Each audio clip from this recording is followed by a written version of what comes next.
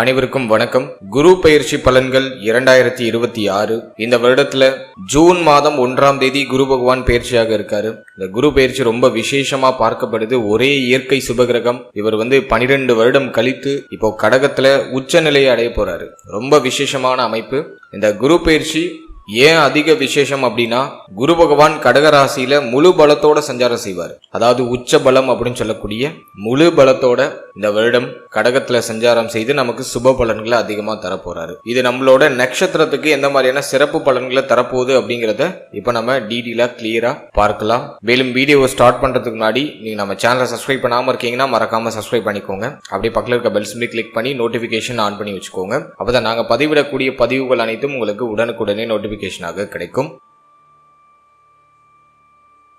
இப்போது மகர ராசி அவிட்டம் நட்சத்திரக்காரர்களுக்கு இந்த குரு பெயர்ச்சி பலன்கள் எப்படி இருக்க போகுது அப்படிங்கறத இப்ப நம்ம டீடெயிலா கிளியரா பார்க்கலாம். நம்மளோட நட்சத்திரத்துக்கு இந்த குரு பெயர்ச்சியை பொறுத்த வரைக்கும் குரு பகவான் நம்மளோட ராசி மற்றும் நம்மளோட நட்சத்திரத்துக்கு 6ஆம் இடத்துல இருந்து 7ஆம் இடத்துக்கு பயிற்சியாகி உச்சமாக போறாரு. இது நல்லதா கெட்டதா அப்படின்னாக்கா ஒரு வகையில நமக்கு கம்ப்ளீட்டா ஃபேவர் தான். சில விஷயங்கள்ல மட்டும் சில குறையான அமைப்புகளை கொடுக்கும். அதை நான் உங்களுக்கு இந்த பதிவுல கம்ப்ளீட்டா எக்ஸ்பிளைன் பண்ணியிருக்கேன். இருப்பினும் 12 வருடம் கழித்து குரு பகவான் உச்சமாகிறது ஒரு விசேஷம் தான். குருவுடைய பார்வை, அதுவும் சமசப்தம பார்வை, உச்ச பார்வை நம்மளோட ராசி மேல நம்மளோட நட்சத்திரத்து மேல பதிகிறது ரொம்ப ரொம்ப சிறப்பு. இந்த குரு பயிற்சியில உங்களுக்கு எதெல்லாம் பாசிட்டிவா நடக்குதோ இல்லையோ நல்ல கான்பிடன்ட் கிடைச்சிரும். ஏன்னா முயற்சி ஸ்தானத்தை குரு பகவான் பாத்துடுறாரு, ராசிநாதனையும் குரு பகவான் பாத்துடுறாரு, ஜென்மத்தை குரு பாத்துடுறாரு, உபஜய ஸ்தானங்கள் இயங்குது. எனவே இந்த நேரத்துல நீங்க என்ன ட்ரை பண்ணாலும் அது வெற்றியில போய் முடியும். தோல்வி அப்படிங்கிற ஒரு விஷயத்துக்கு இனிமே இடம் கிடையாது. புதுசா நீங்க என்ன ட்ரை பண்ணாலும் அது கம்ப்ளீட்டா உங்களுக்கு பாசிட்டிவான ரிசல்ட்டை கொடுக்கும்.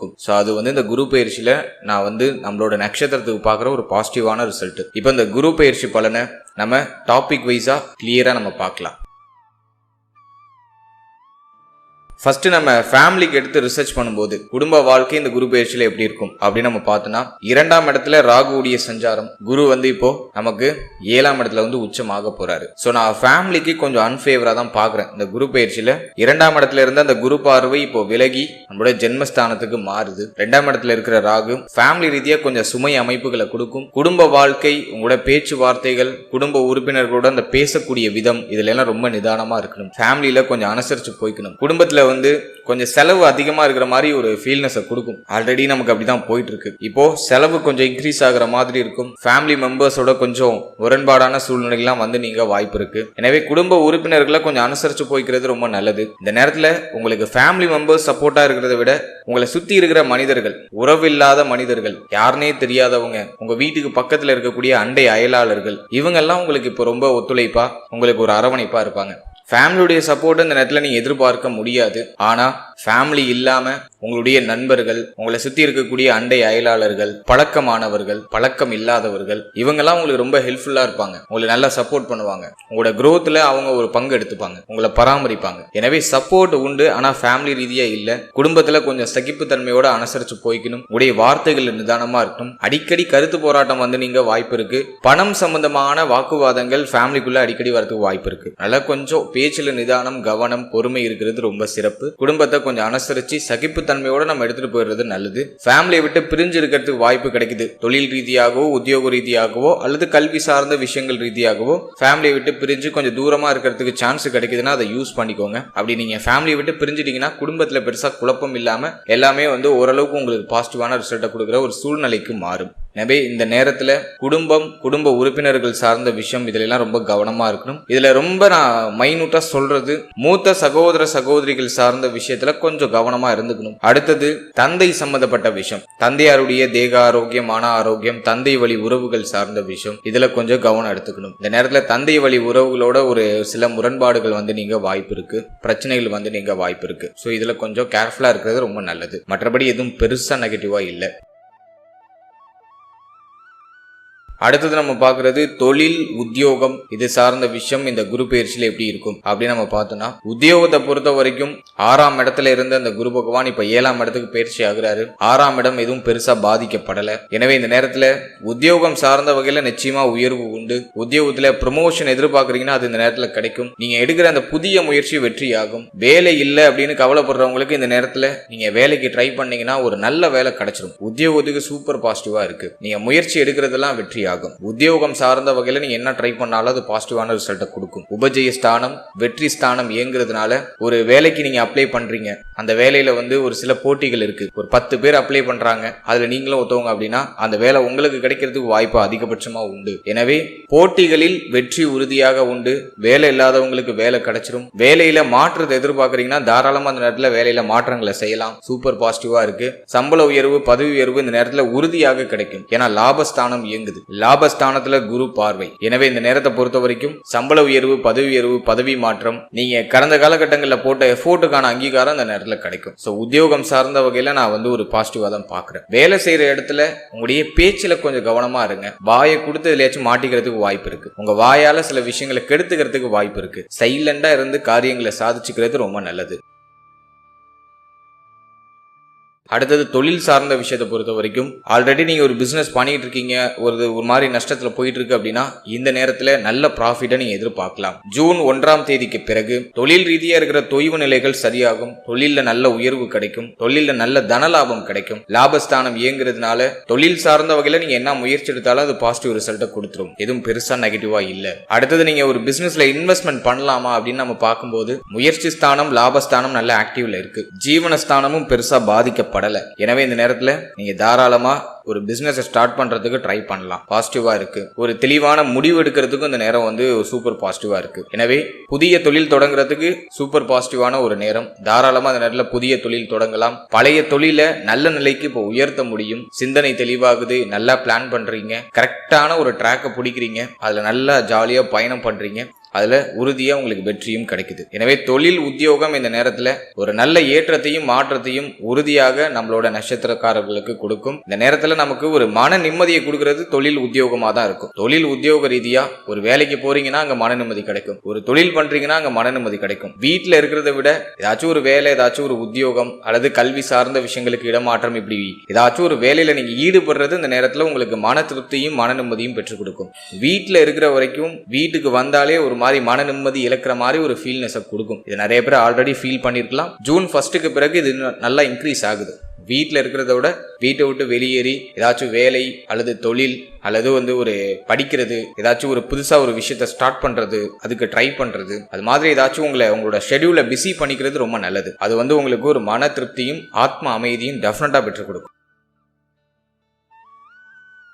அடுத்தது நம்ம பாக்குறது பொருளாதாரம். பொருளாதாரத்தை பொறுத்த வரைக்கும் லாபஸ்தானம் ஒன்னே நமக்கு நல்ல பாசிட்டிவா இருக்கு. தனஸ்தானத்துல ராகு இருந்தாலும் லாபஸ்தானம் ஆக்டிவ்ல இருக்கு. ஜென்மஸ்தானம் ஆக்டிவ்ல இருக்கு. அதே போல பார்த்தோம்னா முயற்சி ஸ்தானம் சூப்பர் ஆக்டிவ்ல இருக்கு. ராசிநாதன் மேல வேற நமக்கு குரு பார்வை. எனவே நம்மளோட நட்சத்திரக்காரர்களுக்கு பொருளாதார ரீதியா இருக்கக்கூடிய கடுமையான நெருக்கடிகள்லாம் இந்த குரு பயிற்சிக்கு பிறகு குறைய ஆரம்பிக்கும். பணம் சம்பந்தமான விஷயத்துல என்ன பிரச்சனை நீங்க இது வரைக்கும் சந்திச்சுட்டு இருந்தாலும் சரி, அதெல்லாம் ஜூன் 1க்கு பிறகு சரி ஆயிடும். பண நெருக்கடி, பணமின்மை, கையில பணப்புழக்கம் இல்ல, சேமிக்க முடியல அப்படிங்கிற கவலையெல்லாம் ஜூன் 1க்கு பிறகு நிவர்த்தி ஆயிடும். கவலையே வேண்டாம். இந்த நேரத்துல நல்ல தனலாபம் கிடைக்கும். உடைய ஆசைகள் எண்ணங்கள் எல்லாத்தையுமே பூர்த்தி செய்யறதுக்கு தேவையான பொருளாதாரம் உங்களுக்கு கிடைச்சிடும். நீண்ட நாள் எண்ணங்களையும் ஆசைகளையும் இந்த நேரத்துல நிறைவேற்றிப்பீங்க. சோ அதுக்கு நான் இந்த நேரத்தை சூப்பர் பாசிட்டிவா பாக்குறேன். அடுத்தது நம்ம மெயினா பாக்குறது இந்த நேரத்துல ஏதாச்சும் தங்க அணிகலன்கள் வாங்கலாம். கோல்டுல இன்வெஸ்ட் பண்றதுக்கு வாய்ப்பு அதிகபட்சமா இருக்கு. புதுசா ஒரு முயற்சி எடுத்து உங்களோட ப்ராஃபிட்டை நல்லா கெயின் பண்ணிப்பீங்க. நல்ல லாபத்தை ஈட்டுறதுக்கு நிறைய முயற்சி போடுவீங்க. பொருளாதாரம் சார்ந்த சிந்தனை இந்த நேரத்தில் அதிகமாகும். நல்லா ப்ரொடக்டிவா ஒர்க் பண்ண முடியும். உங்களோட மனம் உடல் தெளிவா இருக்கு. அஷ்டமஸ்தானத்துல கேது இருந்து ஹெல்த்தை ஒரு மாதிரி கொஞ்சம் ஆட்டி படைச்சாலும் மனம் தெளிவா இருக்கு. உங்களுடைய இலக்கு தெளிவா இருக்கு. உங்களுடைய சிந்தனை தெளிவடையுது. உங்க சிந்தனையில இருந்த குழப்பங்கள் சரியாகுது. எனவே மனமும் உங்களோட சிந்தனையும் ஒரே நேர்கோட்டில் இருக்கு. நினைக்கிறத செய்ய முடியுது. அதுக்கான முயற்சியை போடுறீங்க. அதுல வெற்றியும் கிடைக்குது. அதனால உங்களுக்கு தன லாபமும் அதிகரிக்குது. எனவே இந்த நேரம் லாபம் பொருளாதாரம் சார்ந்த வகையில எக்ஸலண்டா இருக்கு. பியூட்டிஃபுல்லா இருக்கு. நினைச்சதை செய்ய முடியும். இனி அதாவது ஜூன் 1க்கு பிறகு நீங்க செய்யணும்னு நினைக்கிற விஷயத்துக்கு பொருளாதாரம் ஒரு தடையா இருக்காது. நினைச்சதை செய்ய முடியும். மாற்றம் செய்ய முடியும். புதுசா ஒரு விஷயத்தை செய்யறதுக்கு ட்ரை பண்ணுவீங்க. அது நல்ல ரிசல்ட்டையும் கொடுக்கும். எதுவும் பெருசா நெகட்டிவா இல்ல. அதே போல இந்த நேரத்துல கடன் சுமை இருக்குன்னா அந்த கடனை கட்டி முடிக்கிறதுக்கான வாய்ப்பு கிடைக்கும். 6ஆம் இடத்துல இருந்து குரு பயிற்சியாகி 7ஆம் இடத்துக்கு வராரு. எனவே கடன் பிரச்சனை இருக்கு, கடன் சுமை இருக்குன்னா அதை கட்டி முடிக்கிறதுக்கு ட்ரை பண்ணுவீங்க. அதுல ஒரு நல்ல ரிசல்ட் கிடைக்கும். அதே போல வெளியில கொடுத்த பணம் இப்ப கிளைம் ஆயிடும். யாருக்காச்சும் பண உதவி பண்ணிருக்கீங்க, வெளில பணம் கொடுத்துருக்கீங்க அப்படின்னா அதெல்லாம் இப்போ வந்து கைக்கு ரிட்டர்ன் கிடைச்சிடும். ஸோ அதையும் நான் வந்து உங்களுக்கு பாசிட்டிவா பாக்குறேன். பொருளாதார அபிவிருத்தி நிறைந்த ஒரு காலகட்டம் தான். பொருளாதாரம் சார்ந்த வகையில எந்த பிரச்சனையும் கிடையாது. சமுதாயத்துல உயர்ந்த மனிதர்களுடைய தொடர்பு கிடைக்கும், அதன் மூலமாகவும் தனலாபம் உங்களுக்கு கிடைக்கும். ஸோ அதெல்லாம் நான் வந்து உங்களுக்கு பாசிட்டிவா பாக்குறேன். அடுத்தது இந்த நேரத்துல காதல் வாழ்க்கை, திருமண முயற்சி, திருமண வாழ்க்கை இதெல்லாம் எப்படி இருக்கு அப்படின்னு நம்ம பார்த்தோம்னா, இந்த குரு பயிற்சியை பொறுத்த வரைக்கும் காதல் உறவுன்னு நம்ம எடுத்து ரிசர்ச் பண்ணோம்னா 5ஆம் இடத்துல சனி பார்வை. காதல் வாழ்க்கையெல்லாம் பெருசா பாசிட்டிவா சொல்ற மாதிரி இல்ல. ஒரு மாதிரி குழப்பம், வருத்தம், கவலை, காதல் உறவு திருமண உறவா கன்வெர்ட் ஆகுமா ஆகாதா அப்படிங்கிற மாதிரியான ஒரு சில சந்தேக குணங்கள் இதெல்லாம் இந்த நேரத்துல வெளிப்படும். இந்த நேரத்துல காதல் வாழ்க்கை திருமண உறவா நம்ம கன்வெர்ட் பண்ண முடியுமா, அதுக்கான பாசிபிலிட்டி இருக்கானா? தாராளமா இருக்கு. காம திரிகோணங்கள் அப்படின்னு சொல்லக்கூடிய உபஜய ஸ்தானத்தை குரு பகவான் தன்னோட பார்வையின் மூலமாக இயக்குறாரு. 7ஆம் பாவகம் இயங்குது, 3ஆம் பாவகம் இயங்குது, 11ஆம் பாவகம் இயங்குது, காம திரிகோணங்கள் இயங்குது. எனவே தாராளமாக இந்த நேரத்துல காதல் உறவை திருமண உறவா கன்வெர்ட் பண்றதுக்கு ட்ரை பண்ணலாம். பாசிட்டிவா தான் இருக்கு. இருப்பினும் ஃபேமிலியில நிறைய எதிர்ப்பு வரும். குடும்ப உறுப்பினர்கள்லாம் அவ்வளவு எளிமையா ஒத்துக்க மாட்டாங்க. ஃபேமிலி மெம்பர்ஸை சமாளிக்கிறதே ஒரு பெரிய சேலஞ்சிங்கா இருக்கும். 2ஆம் இடத்துல இருக்கிற ராகு ஒரு மாதிரி குடும்பத்தின் மூலமாக சில குழப்பங்களையும் தடையும் கொடுக்கும். இந்த நேரத்துல உங்களுடைய வார்த்தைகள், நீங்க பேசுற விதம் இதெல்லாம் ரொம்ப கவனமா இருக்கணும். இதெல்லாம் நீங்க கொஞ்சம் மெயின்டைன் பண்ணி ஃபேமிலி கிட்ட நீங்க பேசி பார்க்கலாம். ஒரு சில குழப்பங்களுக்கு பிறகு, ஒரு சில எதிர்ப்புகளுக்கு பிறகு காதல் உறவு திருமண உறவா கன்வெர்ட் ஆகும். சனி பகவானுடைய பார்வை 5ஆம் இடத்துல இருக்கிறதுனால இந்த நேரத்துல காதல் உறவு, காதல் சார்ந்த விஷயம்லாம் கொஞ்சம் கசப்பா தான் போகும். ஒரு மாதிரி எதுவும் சூப்பர் பாசிட்டிவா சொல்ல முடியல, ஒரு மாதிரி கசப்பா போகும். பட் அது நீங்க ட்ரை பண்ணீங்கன்னா அதை ஒரு இனிமையா மாத்திக்கலாம். ஒரு கசப்புக்கு பிறகு ஒரு இனிமை அப்படிங்கிறது மலர ஆரம்பிக்கும்.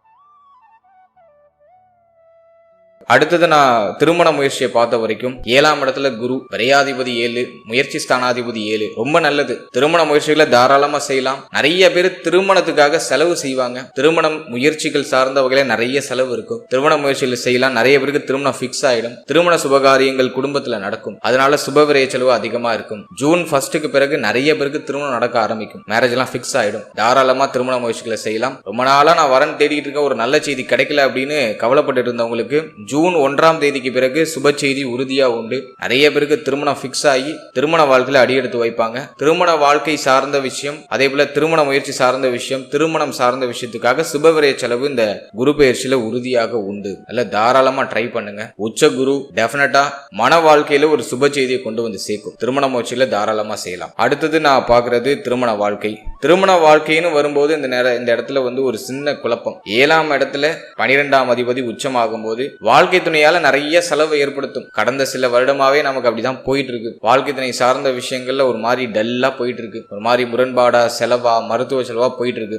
இப்போ குரு வந்திருக்கிறதுனால சுபவிரய செலவு அதிகமா கொடுப்பாரு. வாழ்க்கை துணையுடைய ஆசைகள், எண்ணங்கள் எல்லாம் இப்ப பூர்த்தி செய்வீங்க. நிறைய செலவு இருக்கும். ஆனா எதுவும் நெகட்டிவ்ல போல. ஒரு மாதிரி செலவு அதிகமா இருந்தாலும் மகிழ்ச்சியா செய்றீங்க, மன நிறைவோட செய்றீங்க. வாழ்க்கை துணையுடைய எண்ணங்களையும் ஆசைகளையும் இந்த நேரத்துல பூர்த்தி பண்றீங்க. சோ அந்த மாதிரி பாசிட்டிவா போகுது. இந்த இடத்துல வந்து ஒரு சின்ன விஷயம் என்னன்னா, வாழ்க்கையினுடைய தேக ஆரோக்கியத்துல கொஞ்சம் அக்கறை எடுத்துக்கணும். அஷ்டமத்துல கேது இருக்கிறதுனால வாழ்க்கையினுடைய தேக ஆரோக்கியம், வாழ்க்கை துணை சார்ந்த விஷயத்துல கொஞ்சம் அக்கறை எடுத்துக்கணும். அடிக்கடி வாக்குவாதம் வாழ்க்கை துணையோட வந்துடும். கொஞ்சம் அனுசரிச்சு போகணும். கொஞ்சம் அக்கறை எடுத்து சகிப்புத்தன்மையோட பயணிக்கணும். அந்த ஒரு விஷயத்த மட்டும் கொஞ்சம் ஃபாலோ பண்ணிட்டா போதும். மற்றபடி இந்த இடத்துல வந்து திருமண வாழ்க்கை ரொம்ப டல்லா போகுதுன்னு சொல்ல முடியல. ரொம்ப நாளா நீங்க செய்யணும்னு நினைச்ச விஷயம், வாழ்க்கை துணைக்கு வாங்கி கொடுக்கணும்னு நினைச்ச விஷயம், அதெல்லாம் அந்த நேரத்துல வாங்கி கொடுத்து வாழ்க்கை துணைக்கு சுபவிரய செலவுகளை செய்து மகிழ்ச்சியா நாட்களை கழிப்பீங்க. அந்த மாதிரி ஒரு அளவுக்கு சூப்பர் பாசிட்டிவா போகுது. உங்களுடைய வார்த்தைகள்ல மட்டும் ரொம்ப கவனமா இருங்க. பழைய விஷயத்த சொல்லி காட்டி பேசுறது, நடந்து முடிஞ்சதை திரும்ப திரும்ப பேசி ஒரு வாக்குவாதத்துக்குள்ள போறது, அதெல்லாம் கொஞ்சம் அவாய்ட் பண்ணிட்டு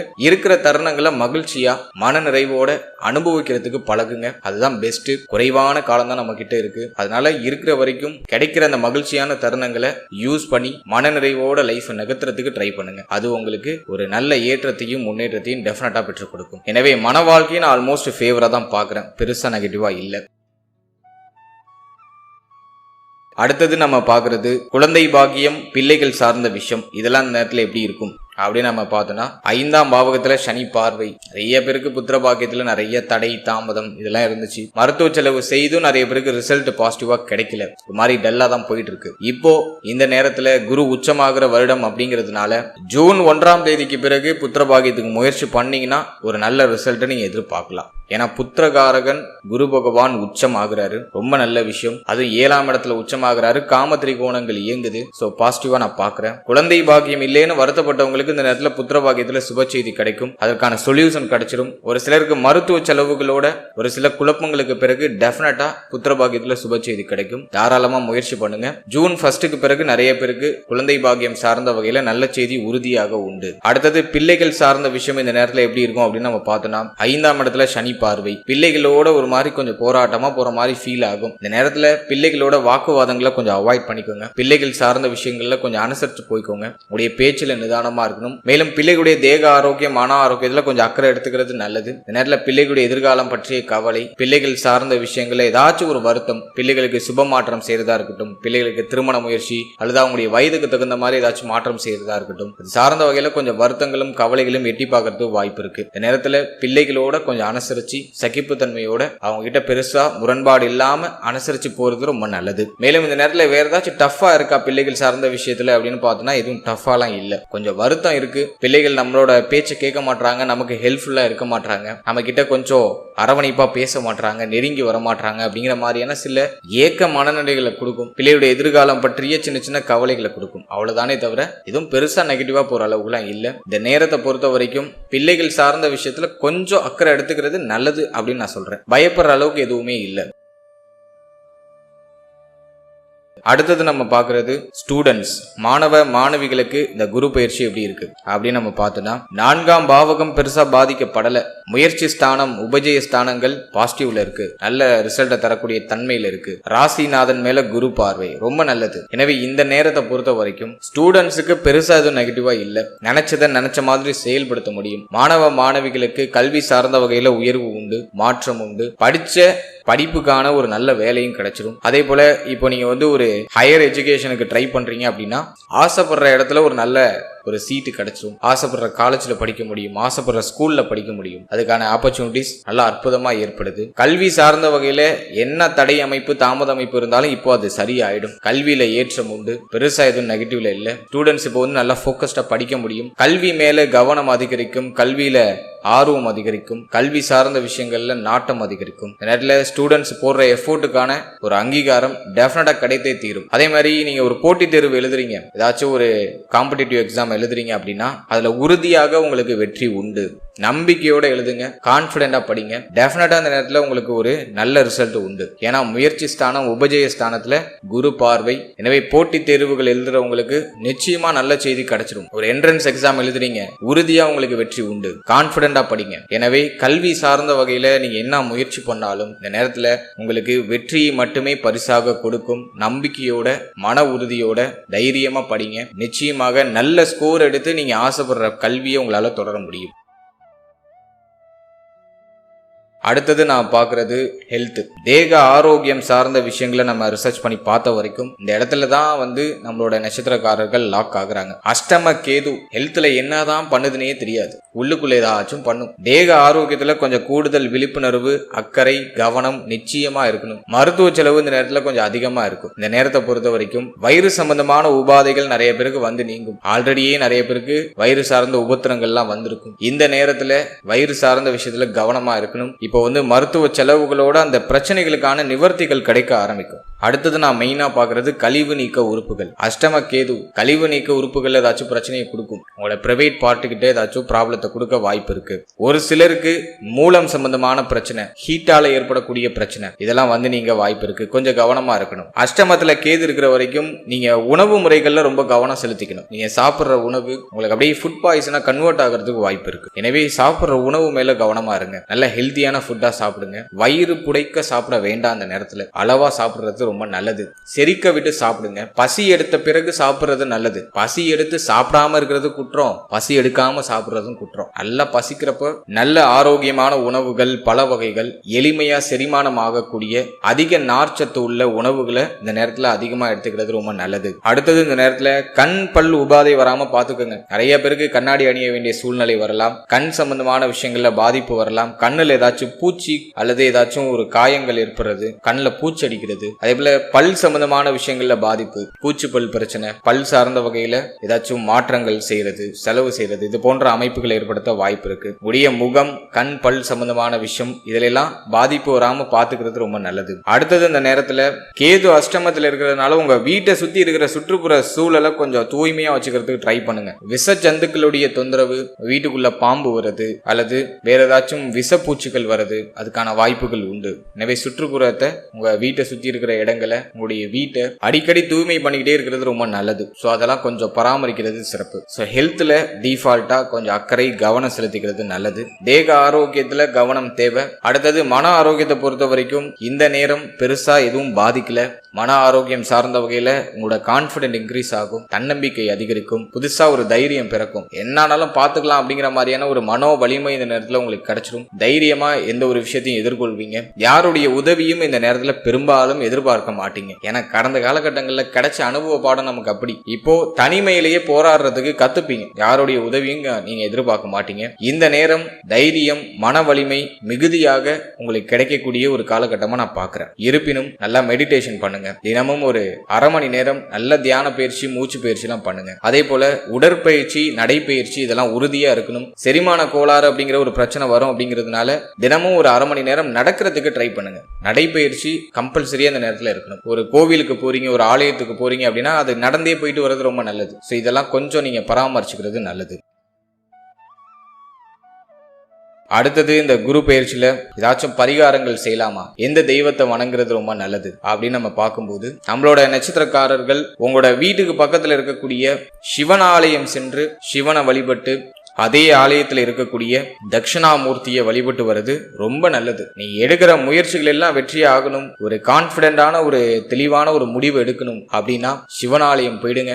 அங்க சிவனை வழிபட்டுட்டு தட்சிணாமூர்த்திய ஒவ்வொரு வியாழக்கிழமையும் தொடர்ச்சியா போய் வழிபட்டு மனமுருகி உங்களோட வேண்டுதலை முன்வைத்து அந்த ஆலயத்துல ஒரு 10 நிமிஷம் அமர்ந்து அதன் பிறகு நீங்க வீட்டுக்கு வர்றது ரொம்ப நல்லது. அதே போல உணவு தானம் பண்றதுக்கு முயற்சி பண்ணுங்க. சனிக்கிழமை தோறும் ஒரு 10 பேருக்கு, 7 எளியோர்களுக்கு, ஒரு 10 பேருக்கு, பசியில வாடக்கூடியவங்களுக்கு ஒரு 10 பேருக்கு ஒரு உணவு தானம் பண்றதுக்கு ட்ரை பண்ணுங்க. அது உங்களுக்கு இன்னும் ஒரு சூப்பர் பாசிட்டிவான ரிசல்ட்டை கொடுக்கும். ஒரு விஷயத்துல ஜெயிக்கிறதுக்கு நமக்கு அதிர்ஷ்டம், ஆசீர்வாதம் ரெண்டுமே தேவை. அதிர்ஷ்டம் அப்படிங்கிறது நம்ம கூடவே பிறந்தது, நம்மளை சுத்தி இருக்கிற ஒரு வைப்ரேஷன் மாதிரி. ஆனா அந்த அதிர்ஷ்டத்தை ஆக்டிவேஷன் பண்றதுக்கு மற்றவர்களுடைய ஆசீர்வாதம் தேவை. இந்த ஆசீர்வாதம் அப்படிங்கிறது அது மற்றவங்க கையால தான் கிடைக்கும். பெரியவருங்க கஷ்டத்துல இருக்கிறவங்களுக்கு நீங்க உதவி செய்யும் பொழுது அவங்க வாயிலிருந்து வரக்கூடிய அந்த ஆசீர்வாதம் அது மற்றவங்க கையால தான் கிடைக்கும். எனவே ஒரு பசியில வாடிக்கிட்டு இருக்கவங்களுக்கு நீங்க ஒருவேளை உணவு வாங்கி கொடுத்தீங்கன்னா அந்த இடத்துல நீங்க தான் அவங்களுக்கு கடவுளாக தெரிவிங்க. அவங்க வயிறு குளிர்ந்து உங்களை வாழ்த்துவாங்க, மனம் குளிர்ந்து வாழ்த்துவாங்க. அது இன்னும் உங்களுக்கு எனர்ஜியை கொடுக்கும். எனவே சனிக்கிழமை தோறும் உணவு தானம் பண்றதுக்கு முயற்சி பண்ணுங்க. நீ ஆலயங்கள் பொதுவாகவே மகரத்தோட நட்சத்திரங்கள் எல்லாம் பார்த்தோன்னா தெய்வ வழிபாட்டின் மேல நம்பிக்கை உடையவர்கள். இந்த ஆன்மீக காரியங்கள்ல இவங்களை அடிச்சுக்கவே முடியாது. என்ன ஆனாலும் சரி ஆன்மீகத்தை விட்டே கொடுக்க மாட்டாங்க. ஆன்மீகத்தோட சேர்த்து இந்த தர்மங்களையும் செய்யுங்க.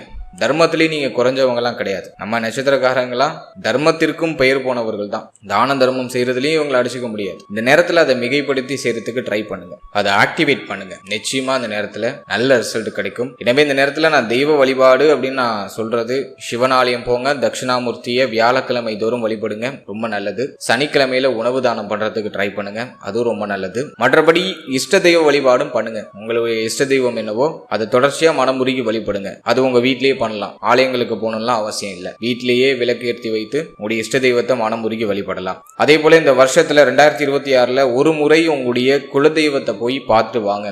பஞ்சமஸ்தானத்துல சனி பார்வை, குலதெய்வ வழிபாட்டுல தடை இருக்கு, குலதெய்வத்தை போய் நேர்ல பார்க்க முடியாத சூழ்நிலையெல்லாம் இருக்கும். முடிஞ்ச வரைக்கும் இந்த வருஷத்துல உங்களுடைய குலதெய்வத்தை நேர்ல போயிட்டு ஒரு முறை பார்த்துட்டு வர்றது ரொம்ப நல்லது. குலதெய்வத்துக்கு அர்ச்சனை பண்ணி உங்க குலதெய்வ கோயில்ல ஒரு மணி நேரம் அமர்ந்து உங்களோட பிரார்த்தனைகளை முன் வச்சுட்டு வாங்க, ரொம்ப நல்லது. ஸோ இதுதான் நான் உங்களுக்கு கொடுக்குற ஒரு எளிமையான பரிகாரம். இதெல்லாம் எந்த செலவும் கிடையாது. சிம்பிளா இருக்கிற ஒரு ஹீலிங், ஒரு எனர்ஜி பவரை இன்க்ரீஸ் பண்றதுக்கான ஒரு வழிவகைகள் நம்முடைய முன்னோர்கள் நமக்கு கொடுத்து சென்ற பொக்கிஷம். ஸோ இதை அலட்சியமா நினைக்காம இதை செயல்படுத்தி உங்களோட புதிய முயற்சிகளை செய்யுங்க. நிச்சயமாக இந்த குரு பயிற்சியில நல்ல வெற்றிகளை குவிக்கிறதுக்கான சூழ்நிலைகள் உங்களுக்கு கிடைக்கும். வாழ்த்து.